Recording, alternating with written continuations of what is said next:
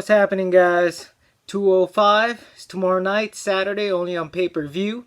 A lot of great fights on UFC 205. It's held in Madison Square Garden. The first time UFC is in New York. It's one of the biggest platforms on the East Coast. But anyways, let's break down some of the matches. As you guys seen my earlier video, I just did Conor versus Eddie Alvarez. So just one of those things, guys. Definitely this thing's gonna get crazy. Definitely great fights, great undercards as well. I'm gonna be covering them. I'm gonna do it quickly because I don't want to take up too much of your time. So first and foremost, I want to give a shout out to Unbiased Sports Family. Thanks for the support as always, and for all you guys that's watching this video as well, thank you so much for watching. But anyways, I already did the main event, which is Conor versus Eddie Alvarez. You guys check it, check my earlier video. But definitely the co-main event, very great fight. Stylistically, so different. I mean, one's a technical karate, very elusive, almost like Lyoto Machida style fighting, but he took it to a different level as well. Definitely, he's very hard to time as well. And on the other hand, you have a guy that has super lightning hands and heavy hands knockout power. All right, I'm talking about Stephen Wonderboy Thompson versus the Chosen One Woodley. So it's gonna be a great fight. And if you guys seen Tyrone's on his road to being a champion, where he knocked out Robbie Lawler, I mean the fastest 170-pound fastest title fight ever, fastest knockout too, man. He caught Robbie Lawler really bad, man. Robbie was backing up. Tyrone came in with that quick, like he covered the distance so fast and just pretty much lights out for Robbie Lawler. We're talking about power, man.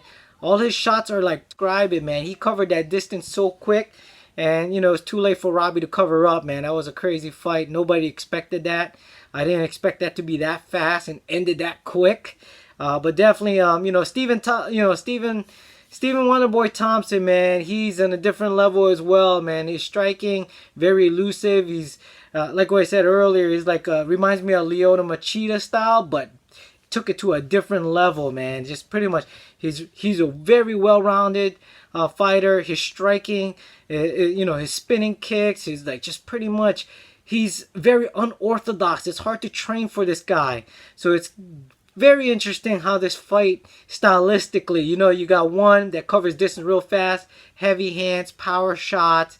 He has great wrestling. He's a well-rounded himself as well. So Tyrone, he's legit as well. Even though he's been the underdog from all his last fights, I don't know why they say he's underdog, is I guess maybe when he fought, what's his name, Rory McDonald, and Rory McDonald kind of exposed him, and I guess that's why people counting him out. But it's gonna be tough, man. He's the champ for a reason. He knocked out Robbie Lawler, man, and you know how hard is that? I don't think Robbie Lawler ever got knocked out like that bad. So you guys gotta give him credit. Stephen Thompson, man, let me tell you, this guy's legit. He's game. He's a karate expert. He's been training with Chris Weidman, who's on the undercard as well. So this is UFC 205, man. It's stacked. I've never seen a stacked card like this, but hey, rightfully so. They're fighting in Madison Square Garden, New York City, the biggest platform. Very rich history in like full contact sport. Madison Square Garden, the best of the best fought there. Boxing, you guys know Muhammad Ali, you know what I mean? I just gotta say that. That's it, man. He's the legend.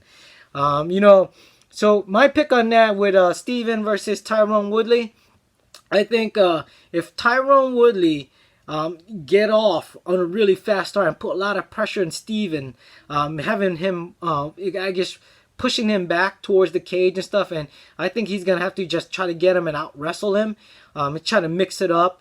Definitely when he want to throw those punches and try to do those, Ron Woodley needs to do, man. He needs to mix it up. He needs to cut angles, because definitely, like I said, Steven is hard to be, it's very unorthodox. It's hard to time him as well. So you got to mix in the wrestling with striking on that. And then, he has to mix in a little bit of leg kicks, those low leg kicks to make him think. If not, trying to shoot for the single or double, trying to trick Stephen Wonderboy. So every time when he'll try to shoot for a double, and he'll probably flinch and try to block him from trying to stuff the takedown, there he could have that open shot for that overhand right of his, which he pretty much knocks anybody out with that. For Steven to win, like I said, he has to stay elusive, stay on the outside, strike in and out, mix up his striking, punching, kick, spinning. And, to be honest with you, and it's hard, like I said, he's a great counter puncher too, so it's gonna be a very interesting fight, man. But to me, I think Tyron Woodley's gonna take this one, man.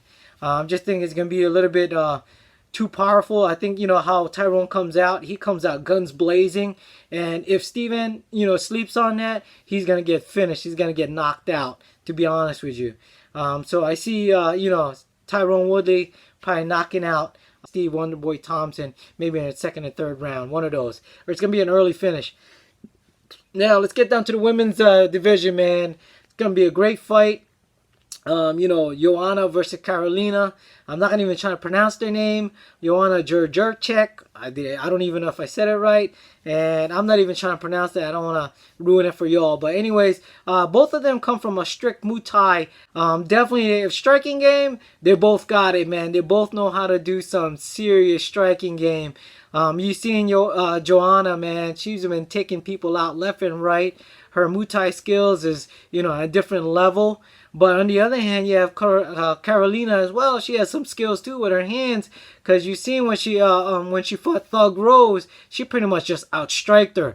So this is going to be a very interesting match, and both of them from Poland too, so they're representing their country. And to me, this is going to be a very interesting fight. Stylistically, striking game, I think they're both on the same level.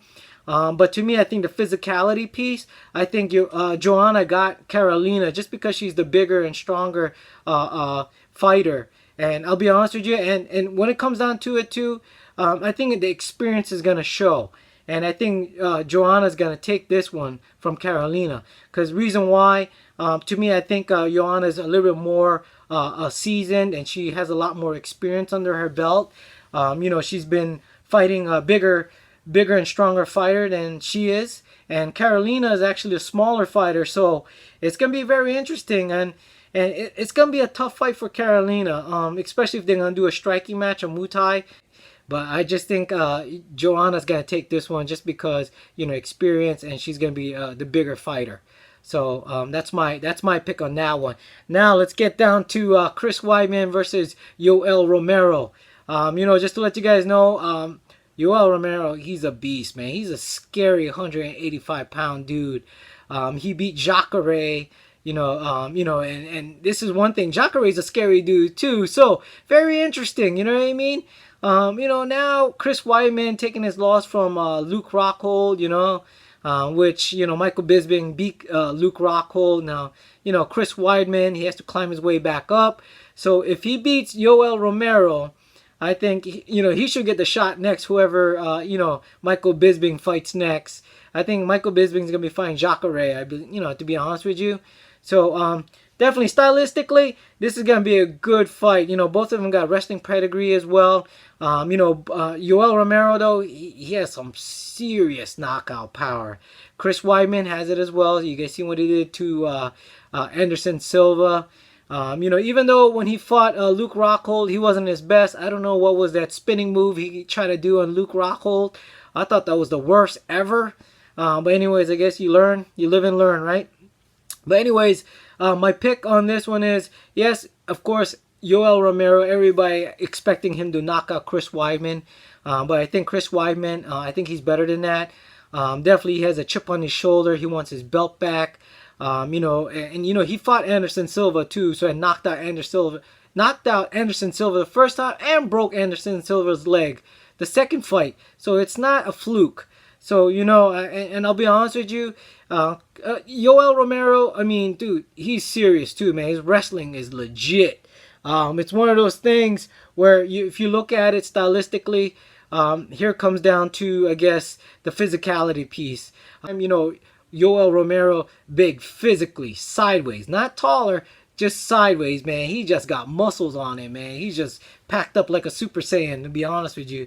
But anyways, my pick on that, I think Chris Weidman's going to take it. I think he's just a more well-rounded fighter. You know, and I think it's going to be by unanimous decision, to be honest. If not, the third round knockout, Chris Weidman's going to finish Yoel Romero. One of those two. All right, now let's get down to Miesha Tate versus Pennington. Definitely, this is her, you know, her first fight back against, taking that loss, losing her belt to Nunes.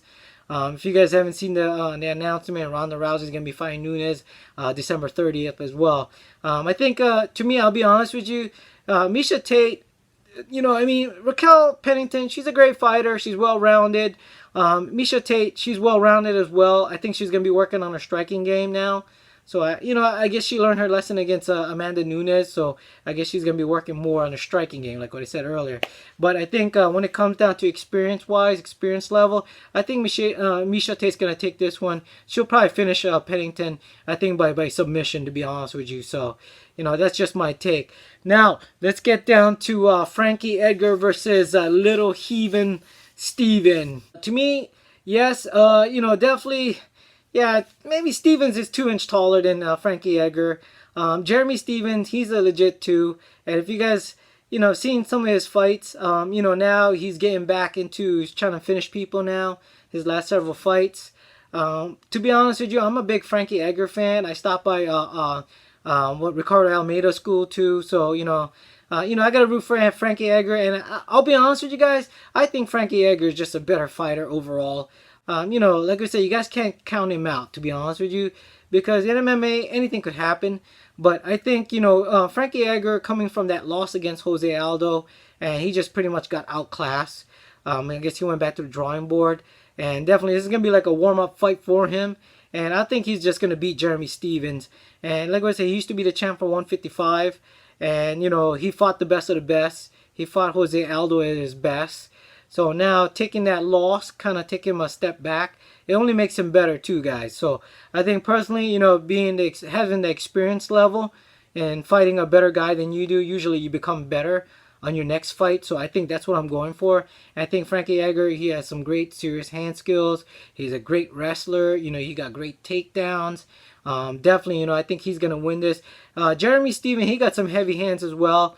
You know, he has a decent wrestling too. So, but when it comes down to it, I say experience always beat anything else. You know what I mean? Definitely, you know, Frankie Edgar is going to take that one. Now we got the Eagle, Khabib versus Michael Johnson. This is going to be a very interesting fight. This is going to be an exciting fight, to be honest with you. Michael Johnson, you know, is coming off of that win. Definitely finishing his last opponent. I think Khabib, he's legit. He's a great wrestler. He beat RDA before he was champ. He just pretty much dominated him. And what RDA took from that loss, he copied, not copied, but kind of, you know, developed some sort of wrestling, trying to tighten up his wrestling game, which you guys seen what RDA did to Anthony Pettis. That's exactly what Khabib did to him. So, you know, Khabib's a legit wrestler, sambo fighter. He trains with the best team, you know, with Cain Velasquez, Luke Rockhold, DC. So he comes from that fight camp. He, you know, like I said, you got to be legit, man. And they don't, for training wise, they don't take it easy either. Definitely. So Michael Johnson, he comes from American Top Team as well. So that's a great team as well. But when it comes down to it, yes, Michael Johnson has some great hand speed. He got good striking skills. But I think, to be honest with you, Khabib, he's on a different level as far as like grappling and wrestling. You know what I mean? All I can see is Khabib taking him down and just pretty much ground and pound him. And he's going to look to pretty much finish him on the ground. And that's how I see it too, guys. I got to give it credit. If Michael Johnson could beat Khabib, he deserves a shot at a 155-pound belt. I'll be honest with you. Flat, hands down. Because Khabib, he's a beast. Alright, guys. So, anyways, that's my thought. And there's a lot of undercard as well. I'm not going to cover them.